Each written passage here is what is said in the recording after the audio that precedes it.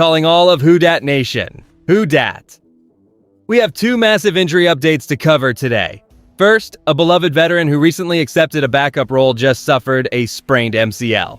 He took a scary hit during our joint practice with Dallas and will miss about a month, including Week 1 against the Lions. Second, our exciting first-round rookie pass catcher is expected to miss 2 whole months with his 4th hamstring injury in 4 years. I will reveal exactly which players went down in a minute. Please stick around to the very end, drop a quick like, and subscribe to our growing channel. Alvin Kamara suffered a sprained MCL during a joint practice session against the Dallas Cowboys on August 18, 2026. This hits our roster hard because Kamara has been a cornerstone of this offense for years, serving as the heartbeat of our backfield since his arrival. According to Adam Schefter, he avoided any torn ligaments, but faces a month on the sidelines. Now here's the thing, he accepted a reduced role this year behind Travis Etienne, yet he remains essential for our game plans. Is this the real deal, or are we getting ahead of ourselves with the optimism surrounding our depth chart? I am genuinely worried about his absence for the season opener against the Lions. This is real, but let's not get ahead of ourselves regarding his recovery timeline. Can our offense function smoothly without his veteran presence in the backfield this September? Missing the season opener for only the 2nd time in his career, this situation really complicates our offensive flow. Why would the front office force such intense scrimmage-style intensity during joint sessions in the first place?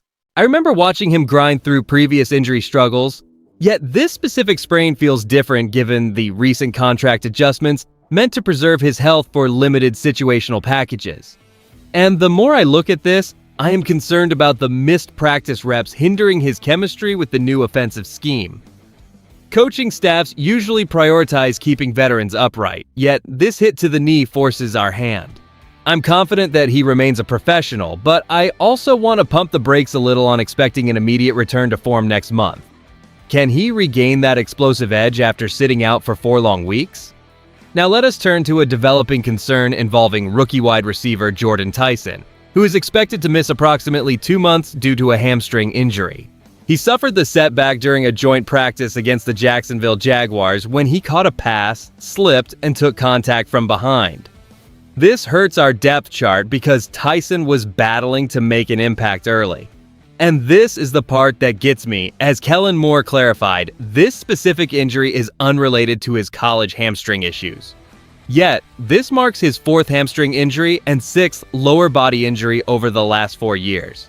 Is this kid destined to struggle with durability issues, or is he just experiencing bad luck? I'm concerned he could open the season on injured reserve, making a return for Week 5 against the Vikings his best hope. Does this dampen your expectations for him? Seeing such a high-ceiling rookie go down during a joint practice with Jacksonville feels like a massive blow to our offensive ceiling. The truth is, relying on a player with a history of lower body setbacks is always a gamble. Can we actually bank on a talent who has now dealt with 6 such injuries in just 4 years?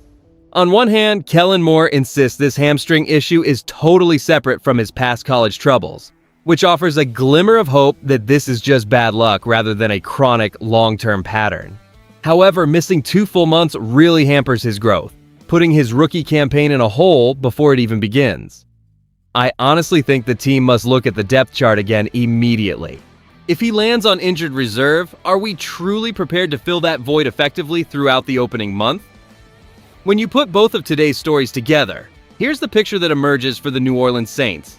Our depth chart is being tested before we even step onto the field. These injuries to Alvin Kamara and Jordan Tyson highlight a fragile reality within the roster as we prepare for the grind of the upcoming season. The part fans are not ready for is acknowledging how quickly our offensive versatility can vanish when key pieces sit out. I worry that relying on repeated high-intensity scrimmage work might be compromising our health during this crucial window.